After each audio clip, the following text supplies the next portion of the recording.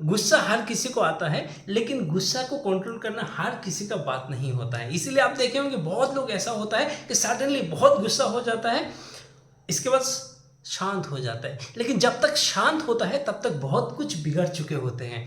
तो ये इस वीडियो में हम बात करेंगे कि ये एंगर इश्यूज क्या है, इसके पीछे लॉजिक क्या है, क्या क्या थ्योरीज है, कैसे इसको ठीक किया जा सकता है, अगर ठीक नहीं करते तो आपको क्या क्या प्रॉब्लम हो सकता है। Myself doctor T N. Devnath, doctor modern medical science, motivational speaker and life coach. ये जो एंगर इश्यूज है ना, ये ऐसा नहीं है कि सिर्फ किसी और को है, ये हर किसी को कुछ ना कुछ है। हमको भी था, लेकिन अभी जो रेसिडेंसी में आए हैं, जब हम साइकेट्री कोर्स कर रहे हैं, तो एंगर के बारे में हमको बहुत अच्छे से पता चल गया ना। एंगर को कैसे कंट्रोल करना है इसके बारे में भी हमको बाकी लोगों से थोड़ा सा अच्छा ज्ञान है, और इसको हम यूज़ भी करते हैं। इसीलिए जब सामने वाला बहुत गुस्सा होता है तो I know how to handle him, I know कि इसके अंदर में क्या चल रहा होता है। अच्छा, आपको ये लग सकता है कि ये जो एंगर इश्यूज है, ये जो फिजिकल एंड वर्बल जो एग्रेशन होता है, ये शायद इलिटरेट, जो लोग पढ़ाई लिखे इतना नहीं है, इसमें ज़्यादा होता है, और जो पढ़ाई लिखा होता है इसमें नहीं होता है। नहीं यार दोस्त, ऐसा नहीं है। हर प्रोफेशन में आपको एंगर या फिर फिजिकल और वर्बल एग्रेशन होता है। थोड़ा सा गुस्सा होना जायज़ है, अगर इसके पीछे लॉजिक है तो डेफिनेटली गुस्सा ज़रूरत है। लेकिन अगर ये गुस्सा, ये आपका फिजिकल एंड वर्बल एग्रेशन बाकी दूसरों का राइट को वायोलेट कर रहा है, तो डेफिनेटली ये प्रॉब्लमेटिक है। तो ऐसा नहीं है कि कोई प्रोफेशन इससे एक्सक्लूडेड है, इंक्लूडिंग डॉक्टर्स। बहुत सारे डॉक्टर्स ऐसा होते हैं कि आपका जो खुद का इमोशन जो है उसको कंट्रोल नहीं पाते हैं, इसलिए वर्बली एंड फिजिकली एग्रेसिव हो जाता है। लेकिन हम लोगों को पता रहता है कि इसके एक्चुअली बैकग्राउंड में क्या चल रहा होता है। इसीलिए कोई भी पर्सन हो, चाहे वो डॉक्टर हो, चाहे वो कोई भी हो, अगर मेरे साथ या किसी के साथ जब वर्बली फिजिकली एग्रेशन होता है तो हम लोग इसका रिएक्ट नहीं करते, हम लोग रेस्पॉन्स देने का कोशिश करते हैं, ताकि क्योंकि हमको पता है कि इसके अंदर में क्या चल रहा है, कितना फ्रस्ट्रेशन इसके अंदर है, जो कि वो एक्सप्रेस कर रहे हैं in the verbal and physical aggression form. इस वीडियो में डिटेल्स में बात करेंगे। अगर आप इस चैनल में नया है तो चैनल को सब्सक्राइब कीजिए और वीडियो को शेयर जरूर कीजिए, क्योंकि आपका दोस्त हो, आपका सीनियर हो, आपका जूनियर हो, हर किसी को एंगर मैनेजमेंट आना चाहिए, और हर किसी को एंगर मैनेजमेंट प्रॉब्लम है ही है, तो इसीलिए इसको शेयर जरूर कीजिए। चलिए, एंगर क्या है? जो इमोशन है, हम लोगों का जो इमोशन होता है, इमोशन के साथ हम लोगों का बिहेवियर, हम लोगों का एक्ट रिलेटेड होता है। जैसा इमोशंस होगा ऐसा ही हम लोगों का बिहेवियर होगा।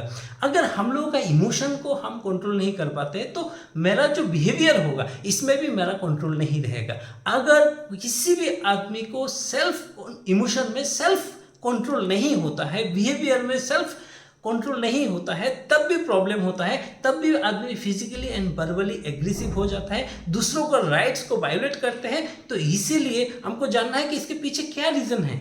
देखिए, कोई भी एंगर इश्यूज ऐसा नहीं होता है कि वो 40 साल के बाद हुआ है, 50 साल के बाद हुआ है, रेयरली।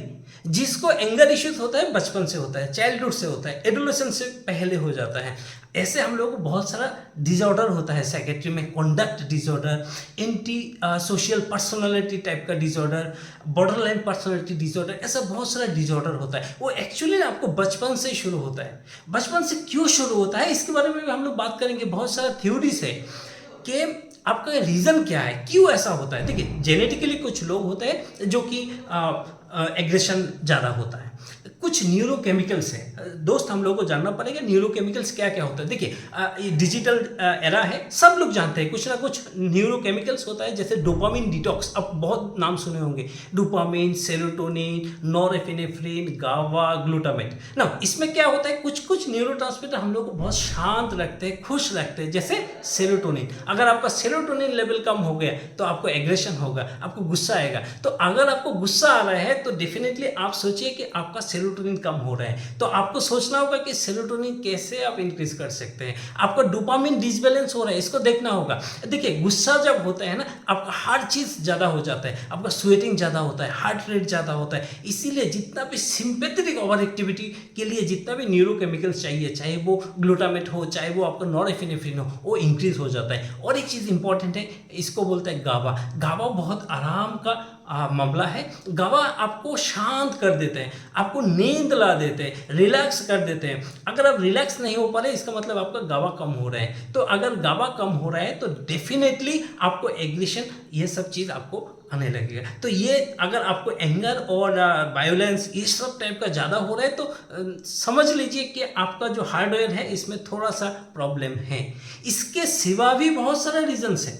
जैसे मान लीजिए आपको क्रोनिक स्ट्रेस है, आपका फैमिली में आपका बहुत ज़्यादा इंपॉर्टेंस नहीं आपको मिल रहे हैं, आपको इनसिक्योरिटी फील हो रहे हैं, आपको थोड़ा सा नेग्लेक्ट आपको हो रहे हैं, पास्ट हिस्ट्री ऑफ ट्रॉमा है, बहुत सारा चीज़ ट्रॉमा है, आपका फैमिली में जो एनवायरनमेंट है वो बहुत अच्छा नहीं है, वो बहुत प्रोडक्टिव नहीं है, वो बहुत आपको एक हेल्दी एनवायरनमेंट आपको नहीं है, तो डेफिनेटली ये आपको प्रॉब्लम क्रिएट कर देते हैं। बचपन से ही होता है। और एक होता है क्या, लर्निंग थ्योरी, इसको हम लोग बोलते हैं Bandura learning theory, social learning theory. मतलब हम लोग जो देखते हैं वो सीखते हैं। जैसे मान लीजिए आपका घर में आपको पापा कैसे बिहेव करते हैं, एंगर को कैसे मैनेज करते हैं, उस चीज़ से पता चलता है कि आप क्या करेंगे, क्योंकि आप इस चीज़ को कॉपी करेंगे, आप इस चीज़ को सीखेंगे। इसीलिए सोशल लर्निंग जो होता है, आप सोसाइटी में क्या देख रहे हैं, आप अपना फैमिली में क्या देख रहे हैं। तो अगर मान के चलिए अगर आपको एग्रेशन वायलेंस का प्रॉब्लम है ना,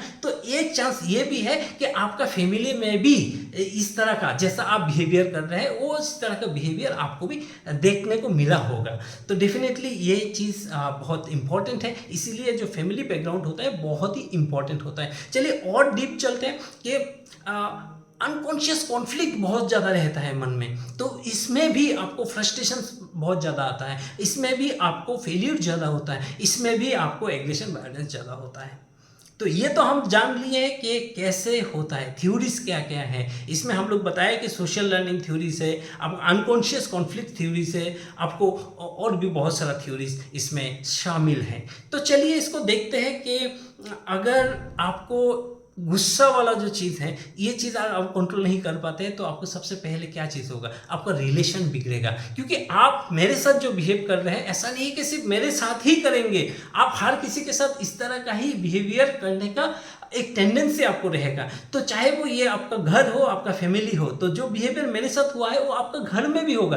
तो आपका जो बच्चा होगा, आपका जो वाइफ होगा, उसके साथ भी आपका रिलेशन बिगड़ेगा। तो इसलिए जब हम लोग हिस्ट्री लेते हैं ना, जो एंगर और ये सब वायलेंस का पेशेंट जो होता है, इसका जब हिस्ट्री लेते हैं तो देखा जाता है कि इसका फैमिली डायनेमिक्स बहुत गड़बड़ रहता है, उसका फैमिली लाइफ बर्बाद रहता है। तो इसीलिए आगे जब भी आपको कोई इस तरह का पेशेंट मिलेगा ना, तो आप समझ लीजिए कि इसका बैकग्राउंड में बहुत ज़्यादा प्रॉब्लम चल रहा है, तो इसको माफ़ कर दीजिए। बहुत एक्चुअली आपको सोचना होगा ना कि इस आदमी क्यों ऐसा बिहेव कर रहे हैं, इसके अंदर में इतना कुछ है तो ऐसा करेगा ही ना कोई जगह पे तो डंप करेगा ही। तो उसको करने दीजिए, आराम से रहिए, बिंदास रहिए, रिएक्शन मत कीजिए, रेस्पॉन्स दीजिए।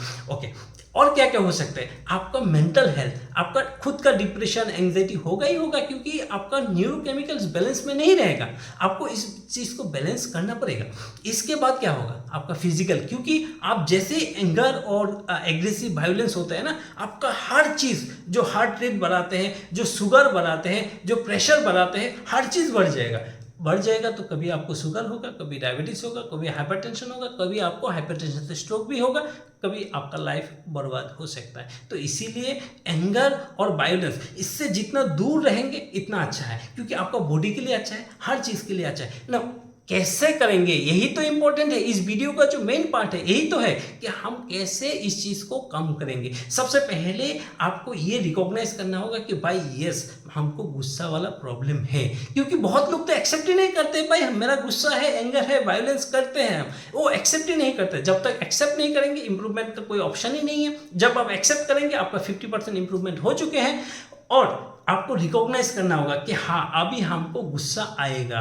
तो जब गुस्सा आएगा, इस चीज़ को कैसे डाइवर्ट करना है, इस चीज़ को आपको सीखना होगा। कैसे, रिलैक्सेशन टेक्निक। जब आपको बहुत ज़्यादा गुस्सा आ रहा है, आपको डीप ब्रीदिंग करना है, आपको रिलैक्स करना है। इसके लिए बहुत सारे टेक्निक्स हैं, इसके बारे में भी हम अलग से वीडियो बनाएंगे। लेकिन याद रखिए, relaxation technique is very very important. और बात दूसरा इंपॉर्टेंट जो है ना, इसको ना बहुत ज़्यादा केयर चाहिए, चाहे वाइफ से हो, चाहे हस्बैंड से हो, चाहे बच्चा से हो, चाहे माँ बाप से हो, हर चीज़ से उसको ना एक बहुत ज़्यादा कॉन्फ्लिक्ट रहता है ना, तो इसको बहुत ज़्यादा केयर चाहिए, लव चाहिए, अफेक्शन चाहिए, ये देना बहुत ज़रूरी है। इसके बाद आपको जो न्यूरोकेमिकल्स है, डीप ब्रीदिंग, मेडिटेशन, इसके थ्रू इसको बैलेंस आप कर सकते हैं। ओके, इसके बाद आपको क्या है ना, रिएक्शन नहीं देना। जब भी आपको गुस्सा करने का मन होगा ना, आप ऑन द स्पॉट रिएक्शन मत दीजिए, थोड़ा सा पॉज लीजिए और रेस्पॉन्स देने का कोशिश कीजिए, इंट्रोस्पेक्ट करने का कोशिश कीजिए कि दूसरा जो आदमी है क्यों मेरे साथ इस तरह का बिहेवियर किया है, इसके पीछे रीजन क्या है।